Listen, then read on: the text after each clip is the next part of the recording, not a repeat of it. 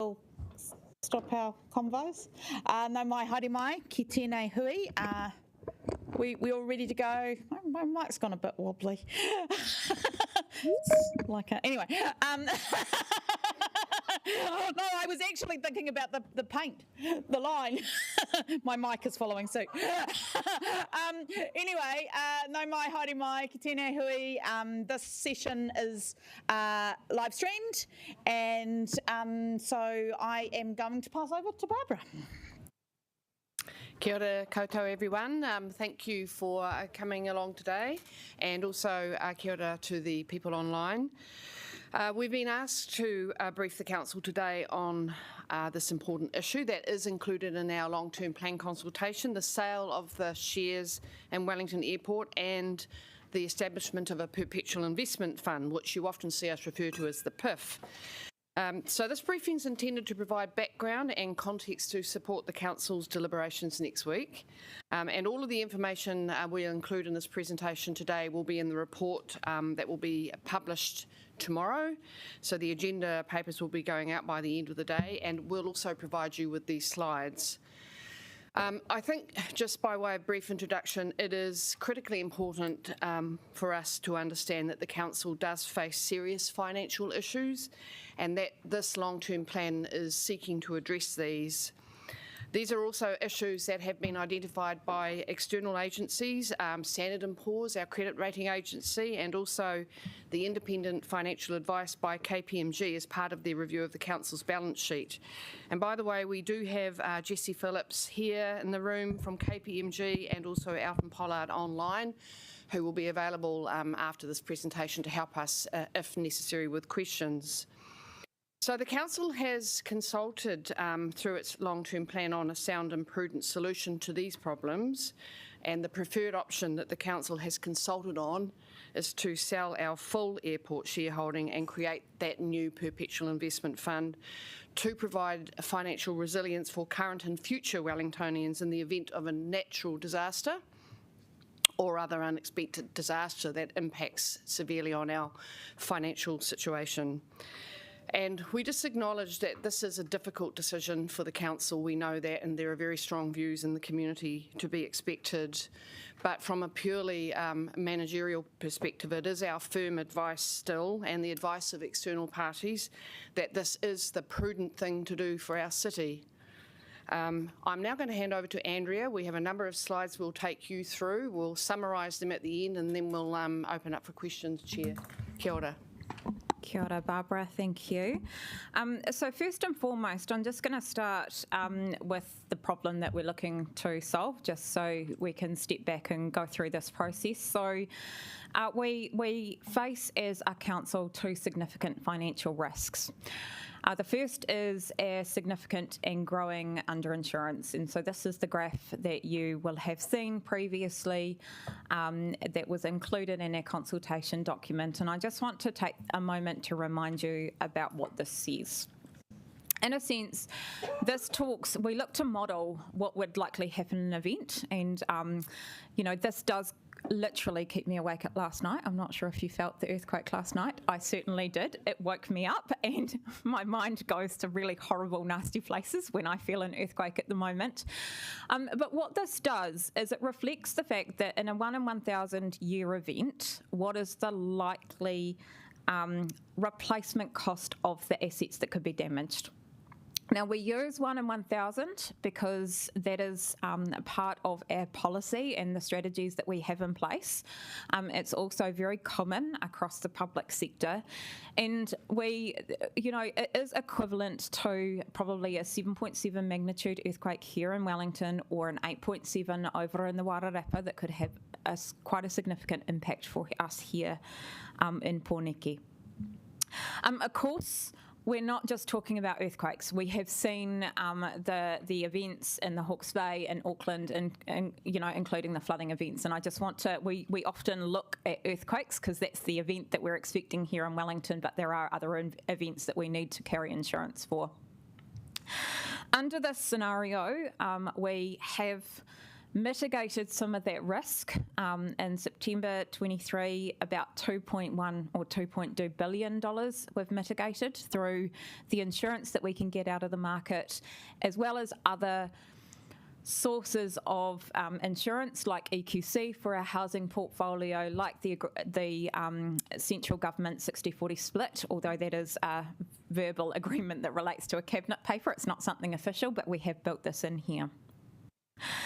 Based on this, it does suggest that we could be exposed by $2.6 billion if we were to have that kind of event.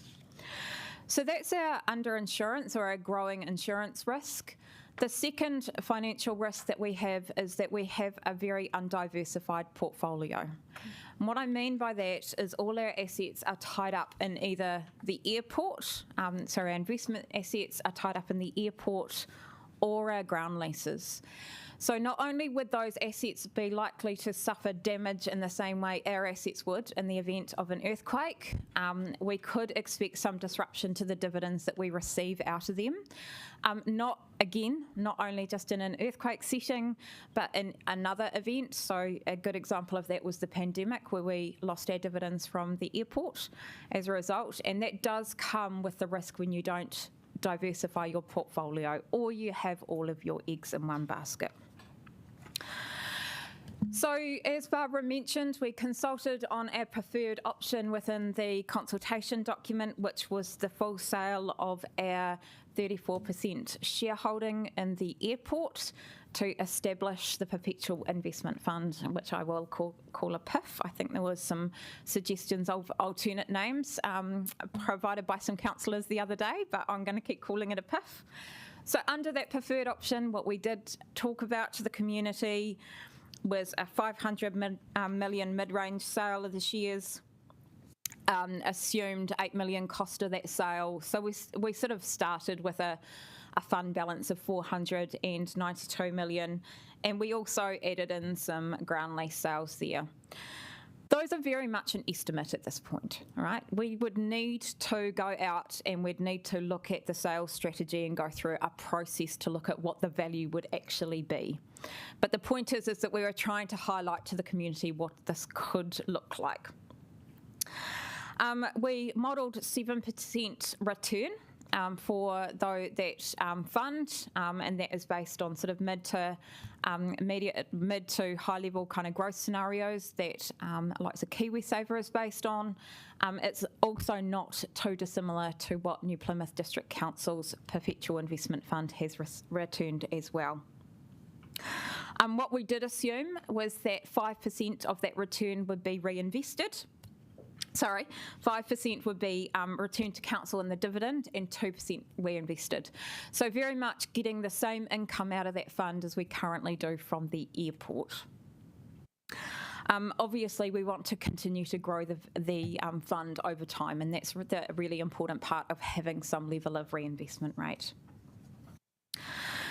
We would very much only recommend this if the PIF remained in public ownership and that it had some tight provisions around it. It would not be used, that money could not be used for paying down debt or for projects that the council would wish. There would be some very strict parameters around that, and I'm going to come to that in a moment. So what did the consultation feedback say? And the submissions that we got on this matter highlighted, so the green part of the pie there is their preferred option, is our preferred option as a council, sorry. So 28% through the submissions, they came back favouring that as an option. 24% favoured a partial sale. There was quite a significant portion, around 16%, that did not know in terms of the submissions that we received. So the majority of the submission feedback was actually for a sale of some sort. So this is through the submissions that we have received. This next slide is the representative survey that we took. So again, all of this information will be included in the paper that we're providing you for the 30 May deliberations. We're just talking through what the content of that paper is now, as we'll do with all the other consultation issues, I believe, over the next week as you make your decisions. Sorry, can I just interrupt? What's a representative survey? Sorry. Yeah. So, Stephen, do you want to explain the representative survey? Because you're probably better at that than I am, and I'll have a drink. Yes, what we do every LTP is go out to a panel of Wellingtonians, random survey in effect, and ask the same questions that we asked in the submission form, so that we get a representative perspective from a sample of Wellingtonians. So it's just another piece of information that sits alongside the consultation analysis. Yeah. So in the representative survey, what that came back, again, the green is the council's preferred option, 27% favoured the preferred option, which is very similar to the submission feedback that we received. What you can see there, though, and the difference is that more people preferred at least a partial sale. So, you know, there's over 60% here of the representative survey favoured a sale of some sort in their feedback. So just to reiterate, in terms of our advice to you, we believe a PIF funded by the full sale has some really significant benefits, and that it really addresses the issues and risks that the council currently faces. So, you know, this is what we're trying to measure it to. What is the problem that we're trying to solve here? The insurance risk and also the financial risk that we have with having all our eggs tied up in one basket. What's the thing that can help us address those risks? And we believe a full sale is the thing that can do that. Further, it does meet the requirement of Section 101(1) of the Local Government Act. Section 101(1).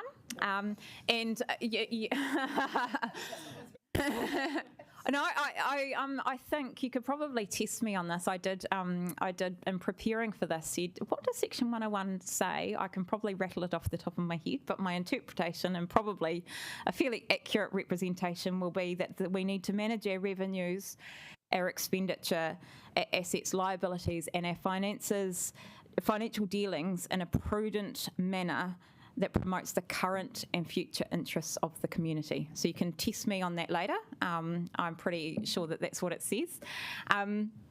But we need to be looking at how we're managing our financial interests, not only for the current community, but also for future generations as well. And that's a really critical test that we're going to come back to throughout the course of this presentation. We have done some analysis, and I'll share that in a moment, to look at all the wellbeing requirements in the legislation. So what we've done, and I've got a handout here for you to take away as you're thinking about your decision making, is we've looked at the 4 wellbeings under the Act. We've also looked at the Section 14 principles under the Act, and we've looked at those against each of the 3 options. And this is the one option that best meets the wellbeings and the Section 14 principles as well. So, you know, prudent stewardship of resources takes account of the interests of future and current communities, has regards to the views of the community given the consultation feedback, and we've assessed the expected returns from investing in commercial activity, which is another requirement under Section 14.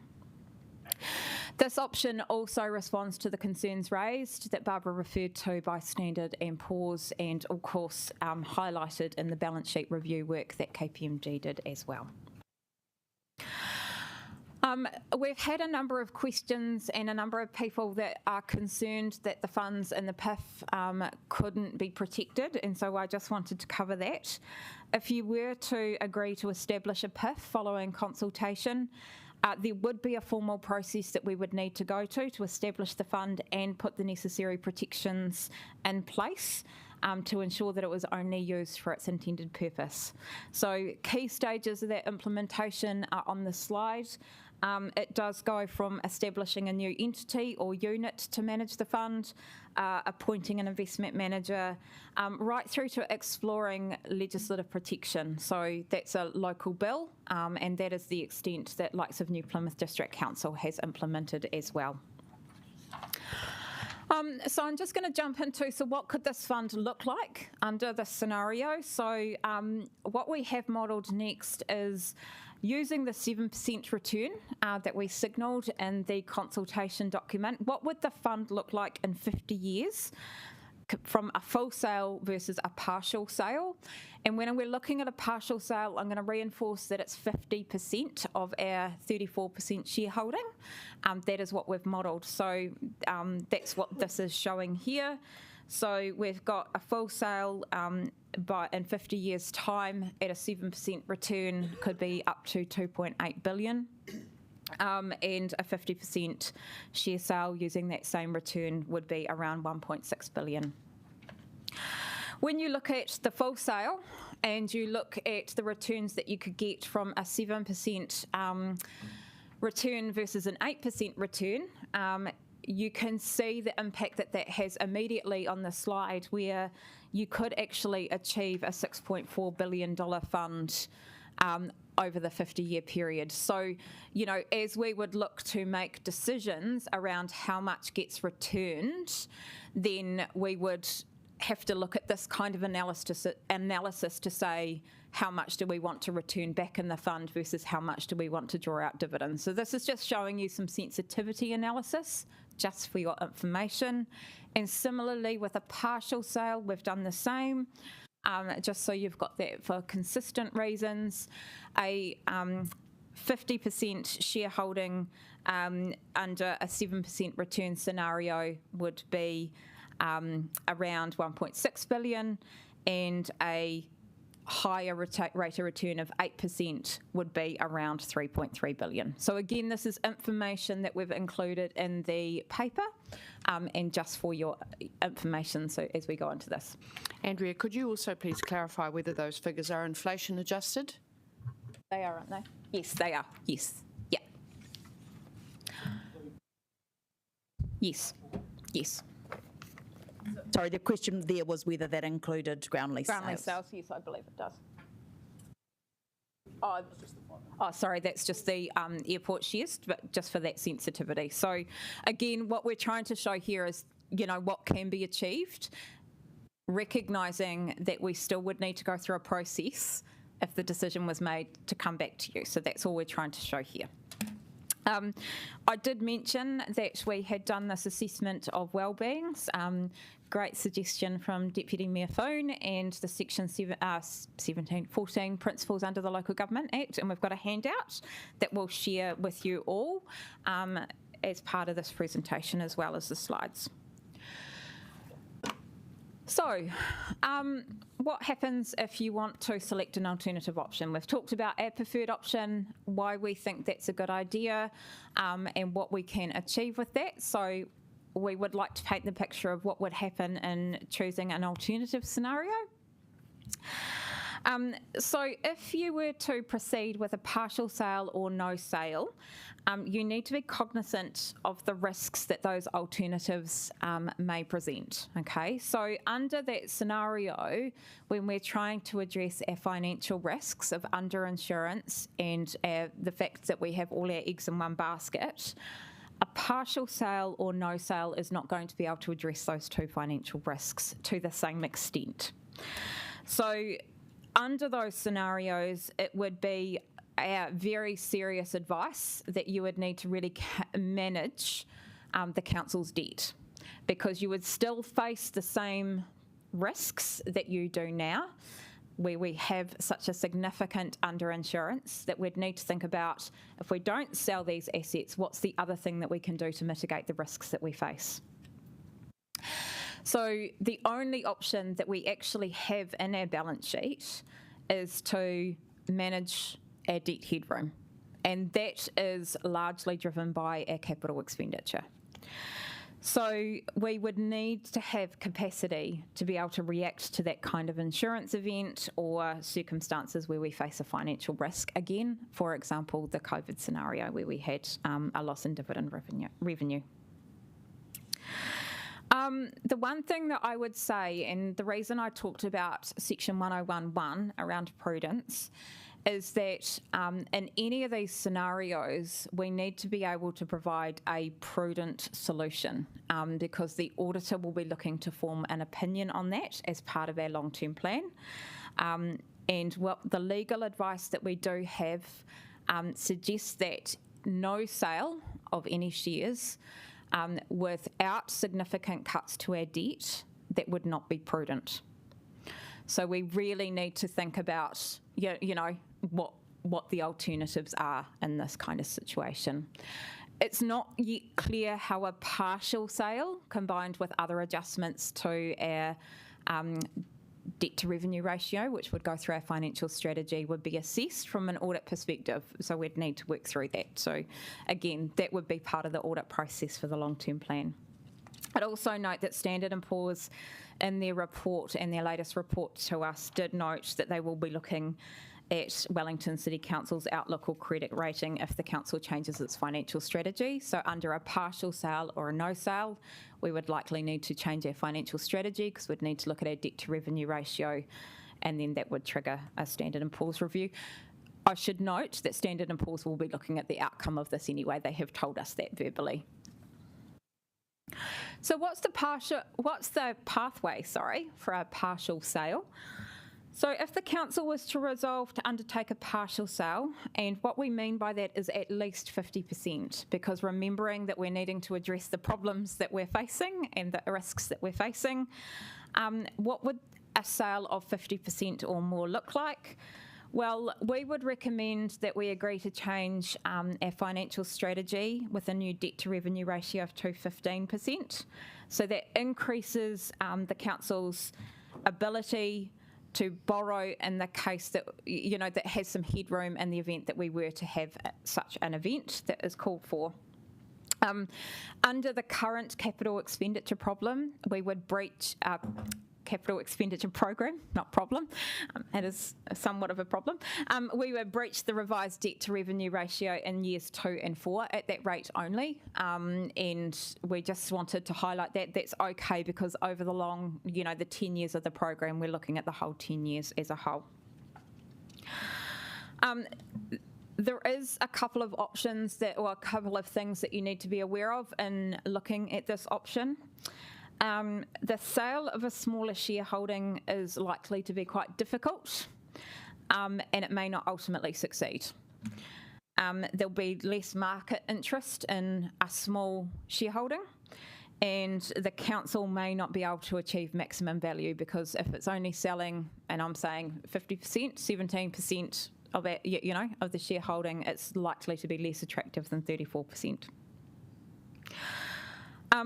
We would need to take further independent advice on a sales strategy if that was elected, and we'd need to bring that advice back to you guys before any kind of consideration was made. So that would be the process from here.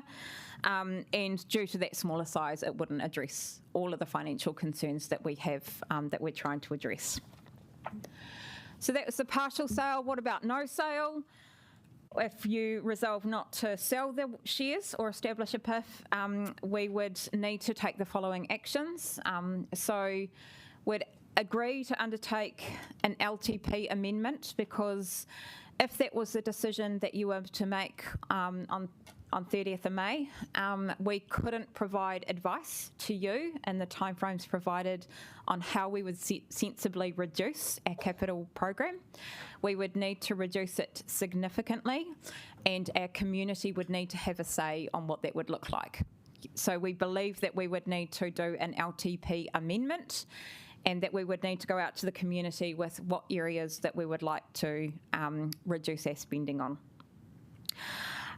We think that probably in terms of getting to a reasonable level of debt reduction, we'd be looking at a capex decrease or a reducing of debt of around 450 million over 10 years. So it's quite a significant cut, and you would need that consultation process. So we wouldn't be able to do that before we finalise the long-term plan. You need a long-term plan in place to be able to set your rates. So we would recommend that you adopt your long-term plan by 30 June with a commitment to amend that plan by the end of the December year, so that we're giving our community real assurance about what we are looking to achieve as a result. Under that, I would note that it's not just about cutting $450 million out of our debt. This would be a long and sustained process. You would need to keep your debt at really low levels to protect the capacity of our balance sheet over the long term. Right, councillors, I'm going to summarise the key points here. The reality is there are serious financial risks. There's a known problem, and the problem has emerged significantly since the last long-term plan, when we thought, based on the information available at that time, that the headroom we were maintaining in terms of our debt was sufficient to cover the insurance risk we face in the event of a major natural disaster or other disaster for our city, both in the short term and long term. We now know, based on revised estimates, particularly of the seismic risk our city faces, that under-insurance risk is a significant $2.6 billion. So this is a known problem and a known risk, and not only based on our own advice to you, but that of external expert agencies.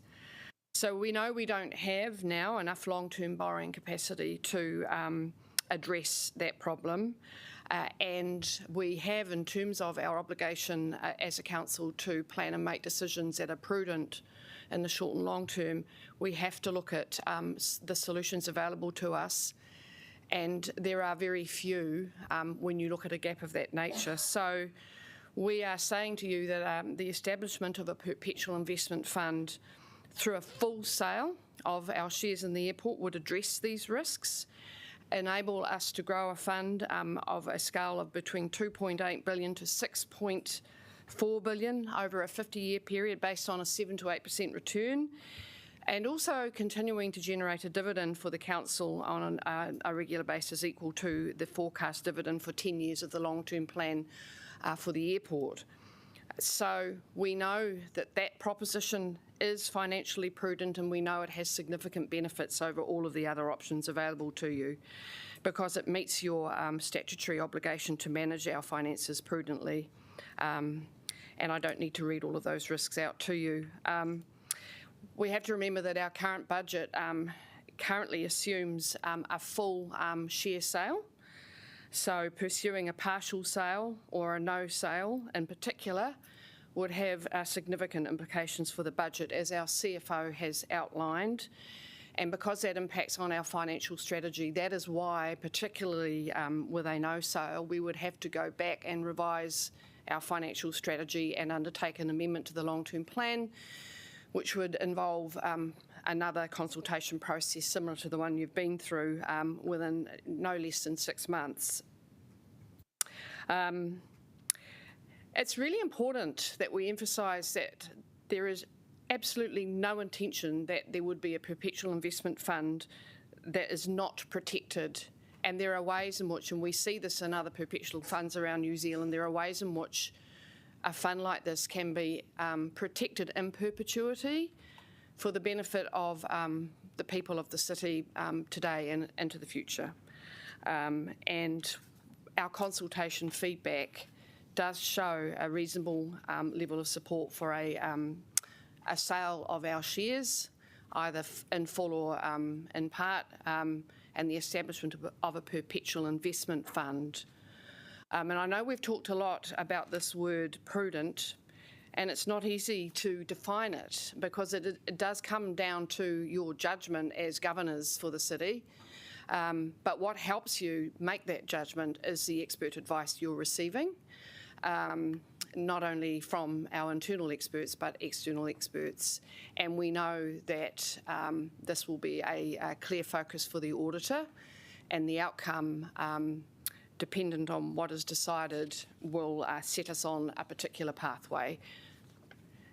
Now, we've set aside time for questions, and I just want to mention that you may have questions that relate to the legal position of the council in this decision-making process. My strong advice is those questions should be dealt with in a public excluded environment to protect your position, and because that advice will be legally privileged. But any other question, please? We have people here available to you. I should mention that we have our General Counsel, Beth Keatley, here, and also Jonathan Salter, a local government expert from Simpson Grierson, here for that second part. So, Chair, I'll hand over to you. All right, Councillor Wineta, had you first. I will limit it to sort of 2 or 3 and then go back on the list. Thank you. Thank you for that. What is the rates impact in percentage of each $1 million per year? Just roughly, ballpark. Can the rates percentage, can you just explain that a wee bit more, Councillor? Yep. So if, for example, the thing that was, namely the airport dividend that is currently subsidising our rates, if you knocked $1 million off that, what percentage would you be then adding back into rates? So I'm not sure I fully understand the question, but for every, so 1% of rates is equivalent to about $4.5 million, if that helps. Yeah.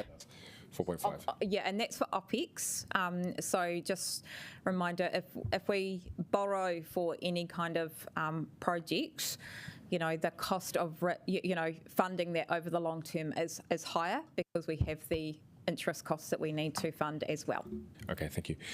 So if the council resolved to pursue a more gradual option to establish a perpetual investment fund, what would be the implications of building up such a fund with airport dividends and ground lease sales as they came up for review? So the first option is if you were to put the dividend from the airport into a perpetual investment fund and build up, is that you would need to resolve to set rates at a much higher level than they are now, because that subsidises the rates that we ask our community to pay. So, and in the first year of the long-term plan, it's around 10 million. That builds up to around 30 million in the latter years of the long-term plan. That is what has been forecast. So if we would... What, 10 million of what, sorry? 10 million is the dividend that we would expect to receive. Yeah. So, but it is expected to go up to as high as 30 million towards the latter part of the LTP. So you would need to strike rates at a high level to meet that. That wouldn't be possible under your current financial strategy to have rates on average between 7%, no more than 7% for the 10 years of this program. So again, we'd need to update our financial strategy. So that's the first part of that. You could put ground lease sales into that perpetual fund. That would be what we would intend on doing as well. Thank you. I've got myself next on the list. It's 2 parts really, but the question I have is if the significant cut to the capital expenditure program is required under an LTP amendment, why was that information not included in the option that went out in the consultation document? And my second question, which is somewhat related, is why was the serious pressure on our capital expenditure budget not provided to us in advice around the town hall, given that's our largest capital expenditure outside of water? So in terms of the information in the consultation document, it does note that we need to think about alternatives for mitigating that risk through decreasing a capital program. So that is in the consultation document. What we didn't do is we didn't quantify it, and what we have done now is quantified it in terms of the workings that we've done. So that was in the consultation document. In the town hall scenario, I wasn't close to that advice. I think that this has been built up over a period of time in terms of the deliberations on both the town hall and in terms of the long-term plan itself. Councillor McNulty. Just want to query some of those protections you talked about putting it into a CCO. A future council could quite literally resolve to dissolve the CCO and allocate the funds to build a wig factory next to Te Papa, right? But how can a CCO in any way actually be protected from a resolution of the council to control that CCO? So it wouldn't just be the protection of a CCO, it wouldn't just be the establishment of a CCO in itself, right? What we would do is we would include this fund in our significance and engagement policy. So it would need to go through the same process that we're currently going through now to actually use any of the funds, and that includes a conversation with the community about that. We would be looking at as stronger provisions as we can achieve as well to ensure that it's protected. Councillor Young online. Thank you. So I have a couple of questions. I know I'm limited to two. So why does it cost $8 million to sell?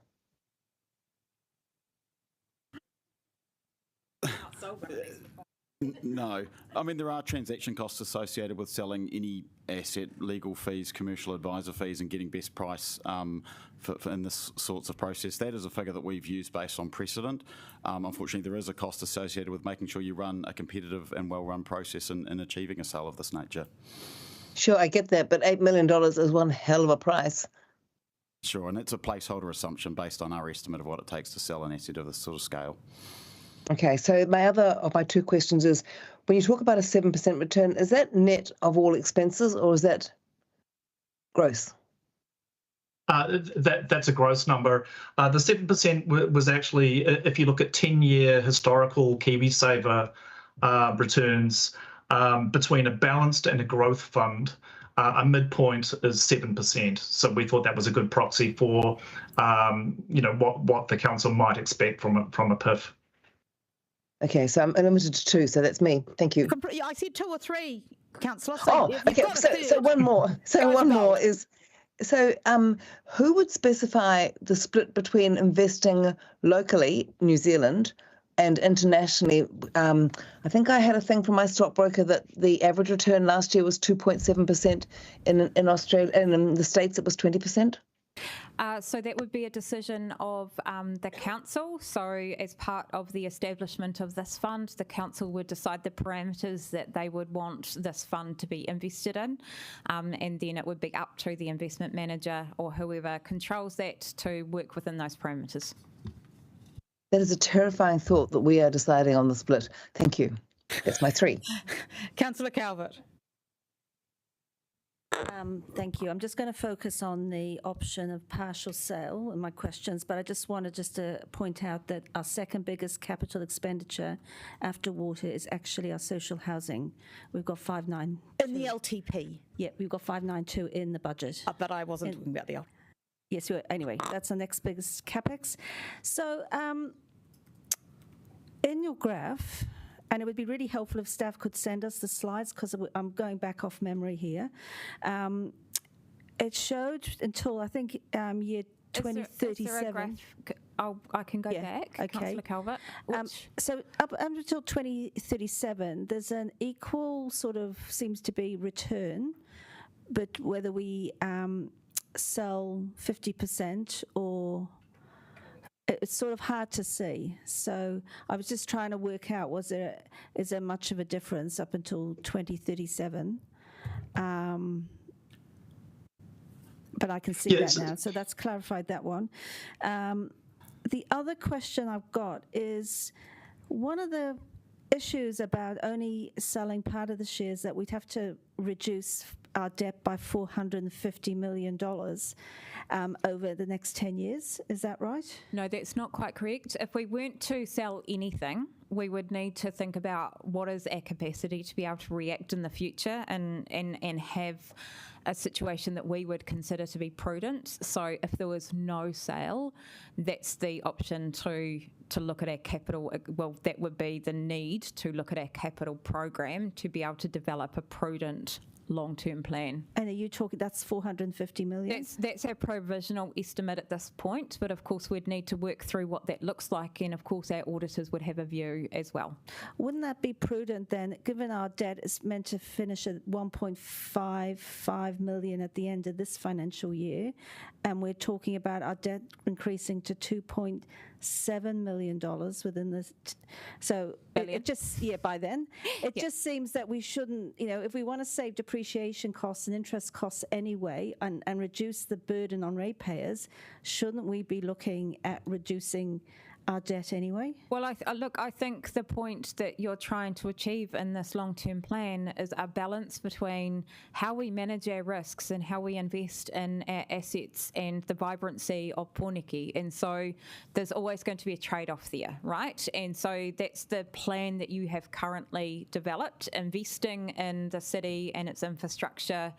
That's what the LTP delivers and tries to achieve, as well as proposing to sell these shares to address our financial risks. Okay. So that's the balance that the long-term plan proposes currently. Thank you. Councillor Pennant. Thank you, and apologies for being late. I was in another meeting, so I hope I haven't missed anything. So one of the big things for me, as you know, is about ethics and the whole, on both sides. So if we do the ESG, as I was explaining to you, it's still really hard to avoid guns and tobacco and all that, even when people are trying hard. So how are we going to put the strongest controls in place we can? Yeah. So again, we haven't got it. We can share I can share some information with you subsequent to this that KPMG provided, and I'll perhaps defer to Jessie or Elton, who's online, in terms of protecting that. But as I noted, it would be up to the council to decide what it wanted, the types of investments to achieve, and particularly in that ESG type fund, what you would want to avoid. So cigarette investments, alcohol, whatever, harm type industries.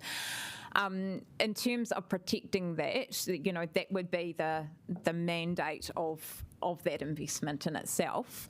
I think your concern is more broader from the conversation that we have, that actually as things get more arm's reach, it's really hard to be able to understand what you're investing in. So I'll perhaps ask Elton or Jessie if they have any views on that. Yes, to answer your first question, you'd set up what we call a SIPO, a Statement of Investment Policy and Objectives, which establish the parameters by which the manager of this fund can operate. And then it's up to the manager to operate within the guidelines that you establish, i.e. The question around whether you invest this fund domestically or offshore. Some of the ethical boundaries by which you're willing to invest these funds could be no tobacco companies, it could be no, primarily focused at ESG type investments. That's up to the council to develop and stipulate those investment parameters. And then the manager that you appoint, or the entity that you appoint, has to operate within those guidelines and achieve your return. Okay. And the return, so what we get through this fund and what we get through the airport, your argument is that it's greater. And have you modelled, what the airport's costs look like as we go full on into climate change? So, no, we haven't modelled the costs that that the airport faces. And again, recognising that they have provided us with the estimates of the dividend streams that are coming in. They're constantly revisiting their program. They've just been going through a process to reset their pricing with airlines, and that's a process that is overseen by the Commerce Commission, because they are a monopoly entity, and there's some very strict provisions around that. As part of that, the airlines have views on, capital program and things like that, and so they'll be looking to feed that into their processes. But, we have that modelling of what they're expecting to see. They don't prepare 10-year plans. They don't prepare information like that, so we're only going off their information. But we do know that in the future the airport is wanting to invest in its infrastructure. And when that happens, it could mean that they either need to seek capital from us because their borrowings are relatively high now, or if we say no to that, that could mean that they need to seek capital elsewhere and our shareholding is diminished. Is there anything else you would add to that? I think that's exactly right. The risk is there's a big capital requirement required by the airport to invest in its facilities, and you've got two options. You either invest the capital alongside, or a third party comes in and your shareholding gets diluted. Okay. I've got one more question, so could I be put on the list? Sorry. Did Elton have another point online to add to that? It's probably also worth reflecting on the volatility of returns from the airport shares. Even when during COVID, they were sufficiently disrupted not to pay dividend for 2 years. Even in the last 5 years, when they did pay dividends, that return represented less than 5% return on equity.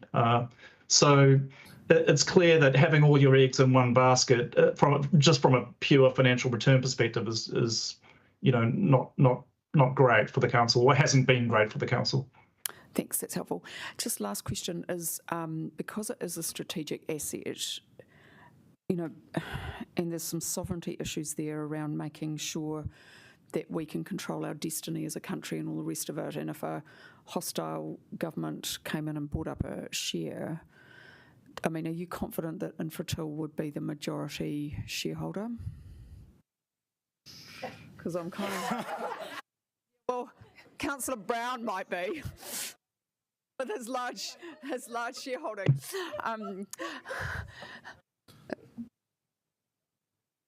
But it is a serious question, just because, given that our access is very limited to get out of this country for whatever reason. Oh, thank you. I'm asking Andrea. Right, no, let Councillor Pennant ask her question and it'll be answered. I'm not sure I can answer that question. I don't think I have the sufficient knowledge. No, I think it's a very difficult question to answer around the future shareholding of the council. What you do know is the airport is owned by Infratil at the moment. You're a minority shareholder. You've got a destiny as to who you sell your share to now. I'm not sure how else to answer the question about shareholding in the future. Councillor Rogers. Yeah, my question was around the capital raise, and if we were looking to reduce the amount of debt we have, we would have that debt headroom.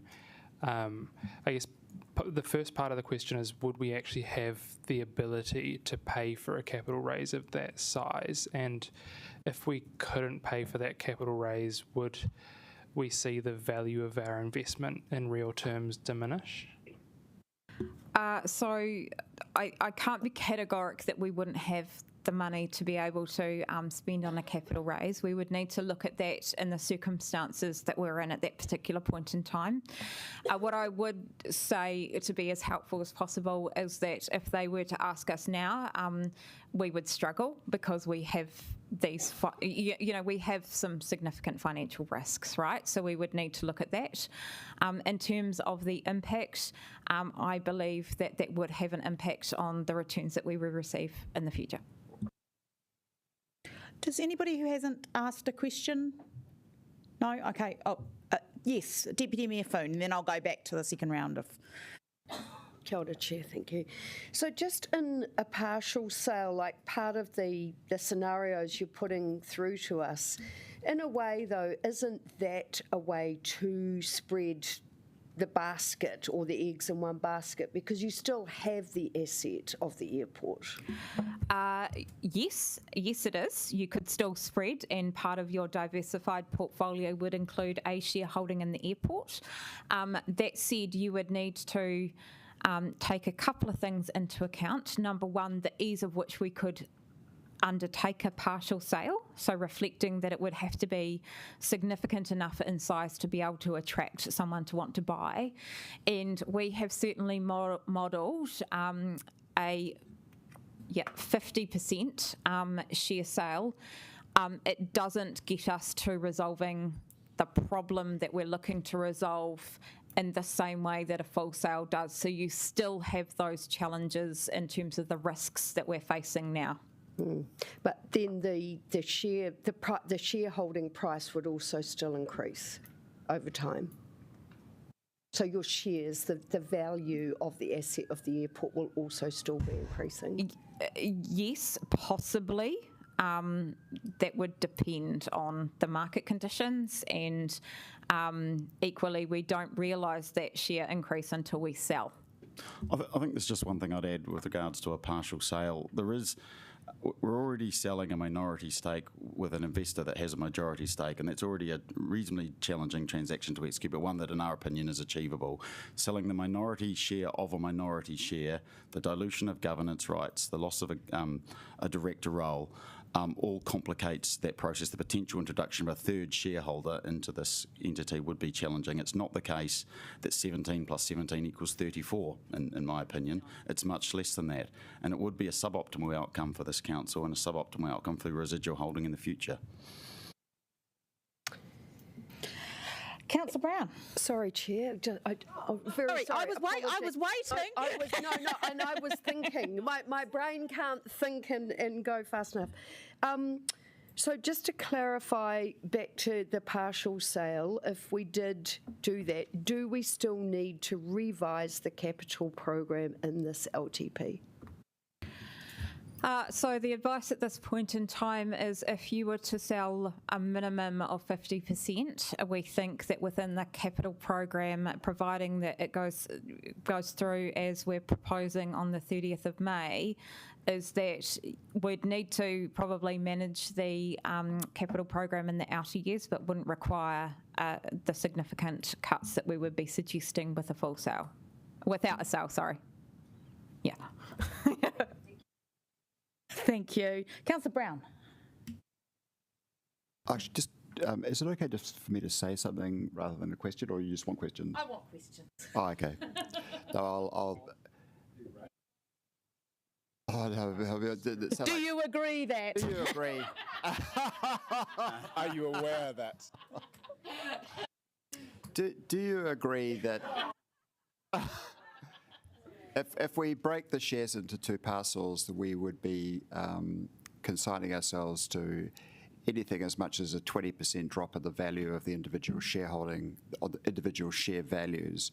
And also, do you agree that given that we are anticipating a significant improvement in terms of the cash returns on the funds we invest in the fund versus Wellington Airport, that we would actually be depriving ourselves of the ability to both earn income out of the capital, because we've left money more money in the airport and less in the higher yielding fund as we're anticipating it, and that we still have an exposure that effectively our residual stake at the airport in that situation could be essentially worthless in the event of a major earthquake in Wellington. Do you agree with those three assertions? That's a lot for anybody to agree with.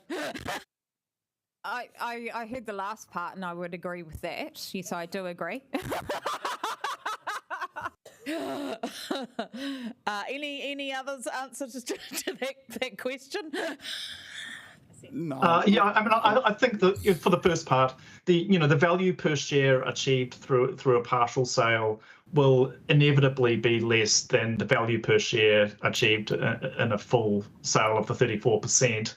The 20% number quoted there is a rule of thumb that probably applies here, 20 to 25%. Because this is a closely held company with shares that haven't traded for many years, the exploration of value is quite uncertain at this point. So it's hard to say whether 20% is an accurate number, but that's certainly a rule of thumb in these cases. All right, Councillor Winera. Kia ora again. Hey, so I just want to interrogate the choice to make a comparison based on KiwiSaver. Surely a sovereign wealth fund or something to that effect is of a vastly different order of magnitude than for 500 mil for the purposes of comparison. So no, I wouldn't think so, but we also looked at New Plymouth District Council's fund, and that has been a similar return as well. Yeah, just to clarify, that's an amalgamation of all the KiwiSaver funds. So there are relatively small KiwiSaver funds, there are big ones. That was an average return of all of them. So it's actually quite, in our view, quite a good proxy. Okay. What awareness has there been, or what cooperation has there been with any Crown agents around this issue thus far in the process? There has been, I haven't had any conversations with any Crown agents around this issue in particular. And then finally, sorry, I was furiously writing at the time, but could I just clarify what I thought I heard in answer to Deputy Mayor Foon's question, that the airport holdings won't appreciate, but the shares will, or something to that effect? I'm going to caveat this, and that we haven't been engaged to provide you with strategic sales advice or valuation advice. Our role has been on the, and I don't think anyone can give any guarantee about the value of shares in the future. It's you need to look at the historical performance of the airport and future expectations of the airport performance. Well, I think what we've said is that a suboptimal outcome will be a partial sale relative to what you hold at the moment. Councillor McNulty. So just to verify, projections have been based on a 10-year average of all KiwiSaver investments in New Zealand. Is that correct, Elton?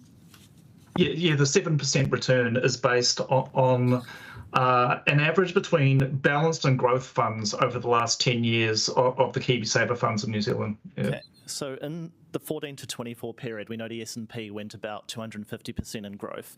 You had the Trump deregulation stock market bonanza. But if you look at the 04 to 14 period, the growth was 60%. 94 to 04, it was about 100%. So I would suggest for a 50-year time frame, that is a woefully inadequate basis. You would need to at least take a 30-year index comparison. And I guess I would request from officers a revised set of tables based on a longer return fund than the last 10 years, which have been particularly extraordinary, especially in the United States. You can certainly go back and look over longer periods of time. What I do know is that 7% is broadly the same benchmark that a lot of balanced funds, New Zealand Super, Quayside, which is the Bay of Plenty balanced fund, has as a target for its growth assets over time. That's on the long-term horizon. There's always going to be periods of overs and unders, and one of the advantages of a PIF is that you let that volatility be borne by the fund. You can have greater certainty of income to the council. At the moment, you're holding all of the volatility associated with a single asset. Take that. I just wonder why a 30-year benchmark would not be more appropriate than a 10. So one I wanted to query, the holding, this idea, we've heard it a bit that our airport will lose all value in an earthquake. No one would see any economic value in the airport. It seems to have come through or be suggested. Is that quite seriously the view of officers? There would be zero residual economic value or such minimal economic value that you don't think there would be future investors that would want to take those holdings on?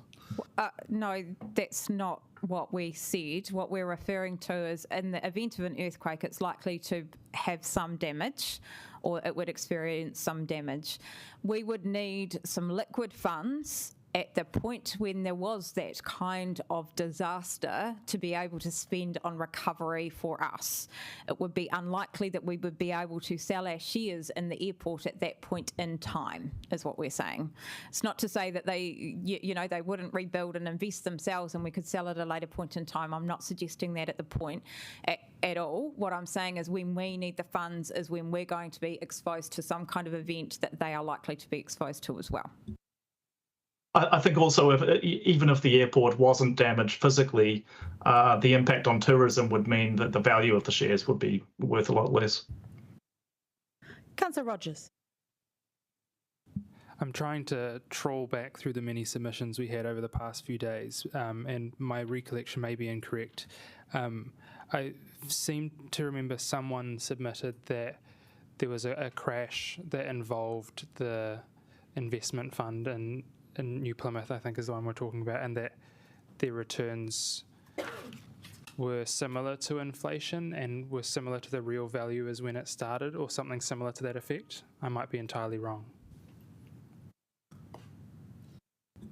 We can find out about that and come back to you. That'd be good. Thank you. I can look in their submission, but yeah, actually. Well, I think it goes back to a point made earlier on. A perpetual investment fund does experience highs and lows as a result of the market. And there was a particular period of time when the PIF, while I was the chief executive there, in fact, experienced that. And there was a change also to compliance with the council's policy in terms of overexposure to one particular kind of asset. That was strategically resolved, and so the performance of the PIF overall is as has been described here. And New Plymouth District Council has also gone the next step, and a local bill has been passed to protect it in perpetuity. So all of those controls that concern us, that is one example of how it can be done. And it has had an enormous impact in that city in terms of in their case, the regular return subsidising their rates. So there are many different ways of doing this, but that's my experience of it. Deputy Mayor Foon? Yeah, just wanted to talk a little bit about the environmental legal risk. I mean, we've had not threats, but just people suggesting we may be putting ourselves at legal risk through both channels, if we sell and if we don't. And if we sell, it means that we are not, as an SOE or a public entity, sorry, just give me a moment there. Yeah, just around what are we opening ourselves up to legally from an environmental perspective if we sell and if we don't? Do we have any risk either way? Answer that, but perhaps do that when we go into PX, if that's okay. Certainly. Yeah, so Deputy Mayor, we're just saying we'll hold those questions of law after the public briefing. Okay, thank you. Yes.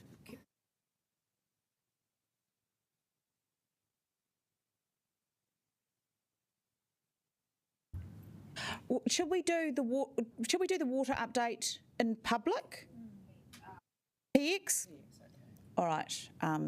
Okay, then I've come to the end of the questions.